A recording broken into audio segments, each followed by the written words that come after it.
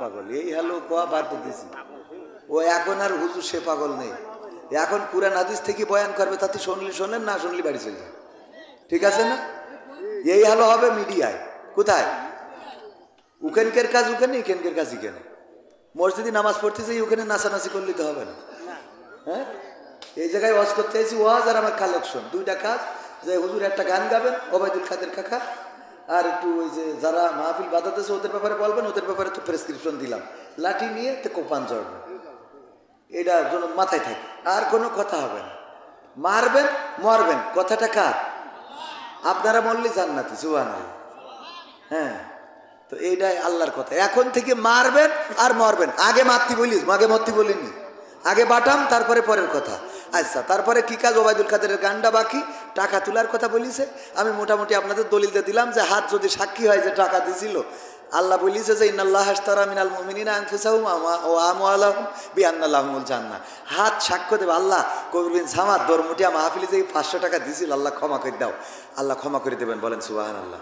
তা আমি তো ওয়াজ করি ভালোই টাকা নিয়ে, আবার 500 টাকা দিয়েছি, নিয়ারটাও বলবে দিয়ারটাও বলবে। নিয়ার জন্য আল্লাহ যদি কুপান দেয় তা তো কিছু করার নেই, কিন্তু দিয়ার জন্য তো আল্লাহ মাফ করে দিতে পারে। আল্লাহ গফুর গফার, ঠিক না বেঠিক?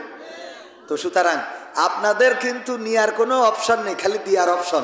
তো আপনাদের বাটাম খাওয়ারও কোনো লাইন নেই, খালি শুধু দেন। এবার আমি 500 টাকা দিলাম এই মাহফিলকে কেন্দ্র করে, যুব সমাজের উদ্যোগে আয়োজিত এই মাহফিলে আপনাদের কাছে একটু হাত বাড়াচ্ছি।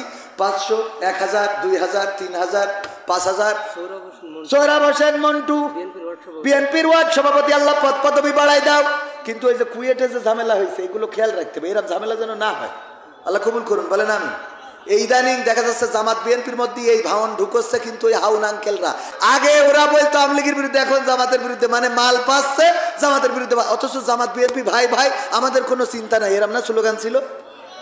এই ভাই ভাইয়ের মধ্যে দ্বন্দ্ব বাধায় ফাটাফাটি, মারামারি, কাটাকাটি, কুয়েটে রক্ত ছড়ালো, আমার ছাত্র জনতার রক্তে রঞ্জিত হলো কুয়েট।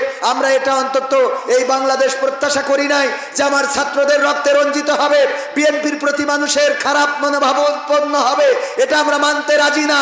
সংবাদে আমরা দেখেছি যে যখন কিছু হয়েছে তখন আমরা ছাত্রদল আর ছাত্রলীগ মিলে এক হয়েছি, তার মানে এই মারামারির মধ্যে ওইটা ঢুকেতে কুপান জড়িয়েছে। এটা খেয়াল রাখতে হবে। যদি আপনি ফাঁদ না বোঝেন তাইলে বাংলাদেশে রাজনীতি করতে পারবেন না। কথা কয় না? ফাঁদ বোঝার দরকার আছে না নাই? ফাঁদে ফেলে দেখা যাবে এমন কিছু করা হয়েছে, ছাত্রলীগ নিষিদ্ধ, মাথায় রাখবেন এখনো বিএনপি ক্ষমতায় যায় নাই। যদি ছাত্রদল নিষিদ্ধ করে কিছু করতে পারবেন? কথা কয় না?